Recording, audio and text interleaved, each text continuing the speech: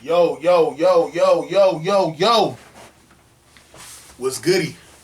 It's your homie Mack, music, art, culture, knowledge. If you have yet to do so, subscribe to the YouTube channel 82 Kings. Follow the movement on Instagram at MACKTV_82. Peace and love to all.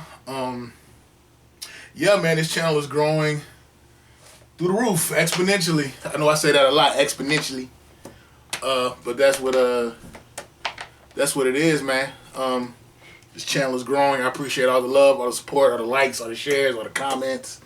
Everybody that has shown love to this channel, I really appreciate it. I promised you guys some book reviews. The last one I did was Bloods by Wallace Terry. This is a session of Mackin with Mack, book review session. Again, subscribe to the YouTube channel 82 Kings. Today I will be reviewing the book From Niggas to Gods. This book has been through a lot. I done put it just about everywhere when I was reading it at work, having it scrunched up, all that. It's gotten wet a couple times. But yeah, From Niggas to Gods. It is published by Nia Communications Press, based out of Atlanta, Georgia. This book is it says the author is Akil. As you read through this book, it's literally a cosmology of essays. Essays that go through a very full and concise gamut. This gamut addresses things that are unique to blackness, specifically blackness in America, ADOS. I'm not sure if Akil is one person or if Akil is just many people. And the name, the pseudonym, the name that was used was Akil. It's kind of a mystery, but yeah, it's a list of essays. It's again a cosmology of essays that speak to the black experience in America. The thing that I think is really dope about this book is it incorporates a lot of metaphysics. It incorporates a lot of spirituality. It incorporates the social and political realities of black people in America. This book, it entails teachings from the Nation of Islam, teachings from the MSTA, Moorish Science Temple of America, also the Nation of Gods and Earths, 5%ers, peace, peace, peace, peace, peace, and even Christianity. The narrative here that is pushed is, I would say, being self-realized. Black people, and when I say self-realized, knowing who you are, knowing who they want you to be, and realizing, and since you have the cognition, being cognizant of knowing who you are, you can decipher what they want you to be and circumvent that. Again, this book, it has a lot of teachings from the 5% Nation of Gods and Earths, Moorish Science Temple, Nation of Islam. I think this book is very raw. It's very well written. It's very passionate. And it's not just rage. I feel like it's righteous indignation. It's a controlled anger. It's like, it's not just, I'm angry, kill Whitey. No, it's not like that. It's saying, look, that we have been duped, we have been tricked, we have fallen into a lower self, but that's been orchestrated. So since we have knowledge of self now, we realize, once we pursue knowledge of self, rather, and we realize the devilishment, or the a common term used, the tricknology, that has been disseminated amongst us, we can see things for what they really are and build on a higher level.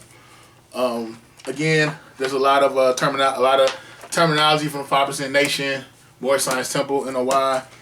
I think it's really dope. I want to get into an excerpt from the book, From Niggas to Gods. This essay is entitled, As a Man Thinketh, So Is He. This means that your thoughts or your inward pattern of thinking directly determines how you shall manifest outwardly. However you perceive yourself to be, this is how you will actually be. The brain contains the sphere of your mind. The mind contains the sphere of your thinking. Your thinking contains the sphere of your physical and spiritual states of existence. Your physical and spiritual states of existence contain the sphere of your entire lifetime. So basically, we are the sum total of our thoughts. I think, a lot of times we don't think about what we think about, but our day-to-day is, our day-to-day realities, in a lot of ways, are the culmination of our thought life. Now, I'm not going to sit here and say that there aren't things outside of us, outside of the sphere of our mind, that impact our day-to-day living, because that's a reality. But even the things that happen, our mind, the culture of our mind, dictates how we respond to said things that happen to us outwardly. This chapter about the mind, man, is very powerful. Let me go back to it. The brain is the master of your life's existence. Your pattern of thinking determines your pattern of life. The brain is the master computer. The brain is your master computer. This means that however your brain or master computer is programmed will directly determine the outcome of your life. That's powerful. And we know the computer itself, the internet, the computer itself, the functionality of the computer was built to replicate the mechanisms, the functionality of the brain, how the brain works, how the brain processes things, the reality that is the brain is the supercomputer. Think about it. If I tell you, right now, close your eyes. I'm going to say a word. I'm going to say Nike. Now close your eyes. Say Nike and close your eyes. Let that marinate. Close your eyes. Okay. When you said Nike and close your eyes, what came to your mind? What were the images? What were the personifications? What did you see in your mind when you said Nike and close your eyes? That's how Google works. Whatever you saw, your brain is a search engine. Your Google pretty much is a replication of the brain. You type in words, a whole ocean or sea of thoughts, a whole cornucopia of thoughts. A whole cornucopia of things pop up that you typed in, and your brain functions just the same. I think the thing that's really dope about this book is it gives a lot of practical application to things. It really attacks the root of our dysfunction as black people, and a lot of our dysfunction is was taught. It's learned behavior, but we have to counteract that learned behavior. Another thing that is tapped into in this book is the concept of God, which is higher self, supreme wisdom, intelligence, knowledge, data, emotions, appetite, lower self, nigga, devil. This pretty much speaks to I guess Friedrich Nietzsche's Uberman theory, which is the higher self, the higher minded man, the spiritual man. That is godlike. That's God body, as they say. But when we start dealing with lower self, our emotions, our feelings, our lusts, our desires, our appetites, that anchors us away from higher self. Or like in the Christian church, they always talk about not being a victim of your flesh. Flesh, sin, that's lower self. That's lower nature. And the thing is, as you become more godlike or God body, you have to transcend your emotions. You have to transcend your fleshly desires. You have to transcend all that. And I feel like when you deal with higher self, you're dealing with righteousness. You're dealing with high-minded thinking. You're dealing with integrity. You're dealing with morals. You're dealing with principles. And you're not just a victim of your lust. And this book, it really speaks to a lot of the entrapments that black men get caught in. black women too. But it just speaks to the different things that that we as black people get caught up in, that are very fleshly, very lustful, very short-sighted, and that really things that give us pleasure, but it doesn't necessarily lead us anywhere except destruction. I know, what was it? Elijah Muhammad would always just talk about how, you have to rise above and be your best self. And I think that this chapter, this section of the book, when they talk about God and higher self, it taps into that. Another thing that this book does is it challenges the narrative of European thought, European thinking, European reality, and it really accentuates the fact that we've been pretty much under a spell. Well, this spell is very vast and ubiquitous and prodigious, very far-reaching. We bought into the idea that if it's white, it's right. If it's black, it's whack. There's this internal dialectic that we've been taught to put things that are white on a higher pedestal. I believe Dr. Naeem Akbar, he called it plantation psychosis. Things that we have been taught to perceive about ourselves. This is a great book, but let me read another excerpt from this book. The European Caucasian uses the method of memorization, not intellectualization. The European Caucasian demands that their students memorize the information given by the instructor. Then the student must recite what they have memorized to prove themselves intellectually. Of course, this method is stupid, and it is trying to stupefy the student as well. And I guess the thing is, what is education?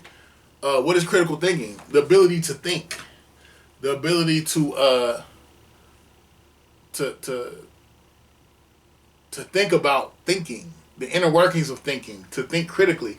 And I think what I just read, it speaks to the fact that our education system, the narrative pushed has pretty much just been remembering information. Like, you can remember it and you can recite it, but you don't understand the dynamics and the inner workings of it. And I think a lot of times with black children, we don't necessarily, not even just black children, black people in general, I don't think we necessarily learn strictly through theory. We need to have more of our senses engaged. A lot of these children now, they're not going to sit down and read books. Just keep it a buck with you. They learn they learn through using technology, apps, and there's a way that we have to figure out a way through the education system to get to use technology as a means to propagate learning. We have to get to a point where we find a new method to get children to think critically, to get people to think critically. I think it's very telling. I remember Frederick Douglass said, "A thinking man or woman is not fit to be a slave." And then I remember hearing another thing from Henry Ford. He said, "I care not to have thinkers, give me workers."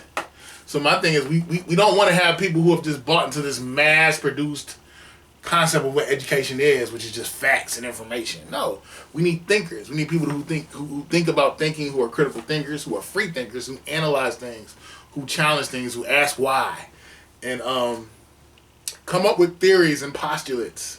That's what pushes society forward. But yeah, another thing I liked about this book, I can't find a chapter. It talks about how whitewashed Christianity is, with blonde hair, blue-eyed Jesus.